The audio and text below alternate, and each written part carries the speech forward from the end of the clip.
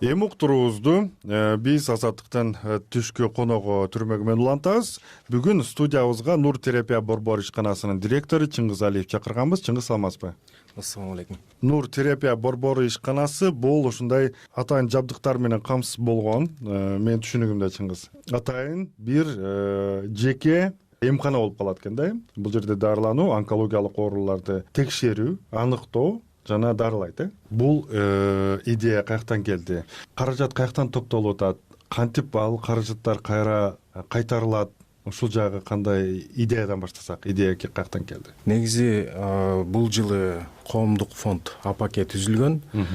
Бул толугу коомдук, эч кандай кирешеге умтулган фонд эмес. Бул фондду башында Бабур Латиханович Толбаев жетектеп түзүшкөн. Ушул жылдын башында башталды.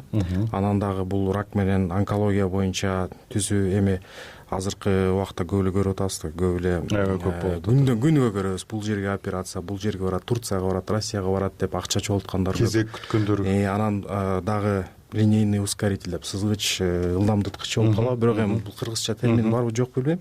Линейный ускоритель деп берейин. Ал биздин өлкөдө жок. Ал Казакстанда бар экен, Россияда бар экен. Ал жерге элдер дарыланганы барганда, ал дарылангандан тышкары жашаганы, тамак ашы, жанында жүргөн адамдын расходтору ошондо $150, $170 бир эле нур берүүсү болот экен да. Ошондуктан келип бул жерде Бабур Толбаевдин идеясы болуп, өзүбүздүн күчүбүз менен топтоп ушул проектти түзүп көрсөк деп баштаган. Анан АПК 100% түзүүчү болуп, ушул центр лучевой терапии, нур терапия борбосун түздү. Апрелде түзүлдү официально. Өзү негизи проект $10,5 миллион турат. Бул дагы божомол. Божомолба, анткени баягы акча топтолгондо оборудование сатуучулардын реалдуу баасы келиш керек, коммерциялык сунушу келиш керек да.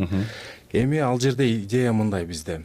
Бул машинаны, линейный ускорительди алып келип, Казакстанга, Россияга, Турцияга элдер барбай, бул жерде баасын элге оңой болгондой төлөнгө, жеткиликтүү, убактысындагы, акчасындагы экономия кылып, бул жерде арзан баада элге ошо терапияны берүүдө. Бирок суроо болушу мүмкүн, эмнеге бекер эмес деп. Бул жерде анткени анын баасына биз киреше такыр жок. Ал жерде биз ошол алып келген кымбат машинаны төлөп беришибиз керек кайра. 5 жылдык проект кылып атабыз да, 5 жылдын ичинде кредит сыяктуу эле же именно өз кредит катары биз ай сайын же квартал сайын, жыл сайын төлөп беришип турушубуз керек. Ал үчүн албетте акча керек. Биз бекер кыла албайбыз. Бекер кылганда, бирок бул долбоор баары бир социалдык максатты көздөйт. Ооба, социалдык максатта, анткени биз эч кандай киреше, айтып кеткендей, киреше албайбыз да. Бул жерде 5 жылдын ичинде бул проект буюрса, жакшы иштеп кетсе, Кудай буюрса, андан кийинкисинде андан ары дагы линейный ускоритель алабызбы, же жана аныктоочу деп сиз айткандай ПЭТ деп коет экен, позитронно-эмиссионный томограф деп. Ошону алабызбы? То есть бул жерде баягы элдин пайдасына умтулган проектта улам көбөйтө бермей. Бизде деген бул өлкөдө 5 линейный ускоритель аздык кылат экен да. 250 000 адамга бир ускоритель керек экен. План боюнча бул борбор кайсыл мезгилде пландаштырды, иштей баштайт деген. Анан азыр кайсыл стадиясына келди бул долбоордун? Азыр айтып кеткендей, биз жанагы $10,5 миллиондон 2 миллионду чогултсак, биз инвесторлордон 8,5 миллионду алууга убакта бат эле келмек эле да, баштоого. Азыр $2 миллион ичинен 500 000дин тегерегинде чогулттук. 100 000ден, орточо айтканда 100 000ден чогултуп атышат.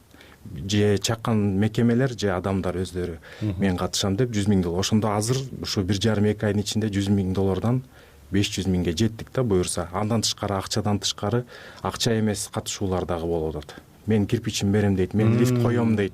Мен кээ бирөө кредит алсаңар үйүмдү залогко коюп берейин дейт. Ушинтип качкандар көп. Бирөө сайтыңар жасап берейин, бирөө полуңарды жууп берейин деп ишилип ким кандай качкысы келсе качып атышат да. Ошондуктан эми суммага карап көргөндө 500 000 чогулдук, азыр бизде $1,5 миллион калды да. Эгерде акча мисалы эртең чогулуп калса, эртең эле баштап кетчү дейбиз. Баягы кредит жагындагы анан салып баштоосун. Азыр дагы архитекторлор менен чогулуп уже проектированиясы боюнча иштеп баштадык. Проектирование компьютерде жүрө берет, а жер аянты боюнча сүйлөшүү жүрүп атабы?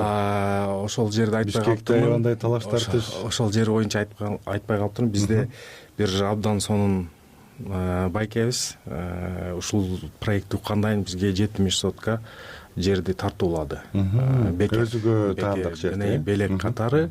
Бул жерде эч кандай Талаш тартыш маселеси. кирешеси жок, тарлаш тартышы жок, кайра мынтесиңер деген жок. Бишкектин ичинде. Ушул проект үчүн Бишкектин ичинде, Бишкектин чет жагында, баягы элге жолуна оңой болгондой, Бишкектин чет жагында бизге 70 сотка жер берди. Кыргызстанда абал кандай экен? Сиздер аныктадыңыздар да. Абал кандай болуп атат азыр? Бир топ эле чоң коркунучтуу маалыматтар. Биздеги маалыматтар боюнча жылына 5000 адам пайда болот экен, рак оорусу аныкталган. Ал жерден же кеч аныкталгандыгы үчүн, же тез жардам болбой калгандыгы үчүн ал жерден жарымынан көбү өтүп кете берет экен. Ошо бир жылдын ичинде эле. Ошондо канча 60%-дей адам өтүп кете берет экен. Анын ичинен 500-600дей бала дарылоо алат экен да. Көбүнчөсү эле эмнеден? Ошо же болбосо аябай кеч аныкталгандыгынан, же болбосо жанагындай дарылоо керек болуп, бирок финансы жагы жетпей калып, анан адам баягы үйдө өзүнүн өлүмүн күтүп жата берет экен да, анан кете берет экен да. Мамлекеттен кандай бир жардамдар кепилдендүүбү? Кандай кабыл алды? Мамлекет абдан жакшы кабыл алды. Бул жерде мамлекеттин вице-премьер министр Чолпон Алыевна Султанбекова менен да көп сүйлөшкөнбүз, жолукканбыз, министерстволор менен жолукканбыз. Алар бизди колдоп жатышат. Бул жерде көбүнчөсү укуктук жагынан, жана уруксаат берүү кагаздары боюнча, бажы кызматы боюнча, жанагы машинаны алып келсек буюрса, саламаттык сактоо министрлиги боюнча, ал жерде да лицензия алуу боюнча, мындайча айтканда биз колдоо алып атабыз. Ошол көбүнчөсү уруксаат алуу боюнча, жана салыктардан азыр биз сунуш киргизип атабыз, сурап атабыз, көпчүлөргө кайрылып атабыз. Анткени ал салыктар эгерде бизге кирсе, ал бизге эле түшкөн чыгаша эмес, ал ошол эле оорукчан адамдын чөнтөгүнө келчү нерсе да. Анткени кайра эле үчүнчү жолу кайталадым окшойт. Киреше жок болгондуктан ал төлөө баасынын ичинде кредит төлөө менен жанагы зарплата төлөп берүү эле акчалар болгондуктан налог үстүнө түшкөндө ал барып эле ошол бааны чоңойтуп коет да. Анткени биз башка нерседен төлөп бере албайбыз аны. Ошол эле келген акчадан гана төлөп бере алабыз. Ошондуктан салыктар боюнча да кайрылууларыбыз бар. Бизнес студиябызда Нур терапия борбору ишканасынын директору Чыңгыз Алиев болду. Чоң рахмат.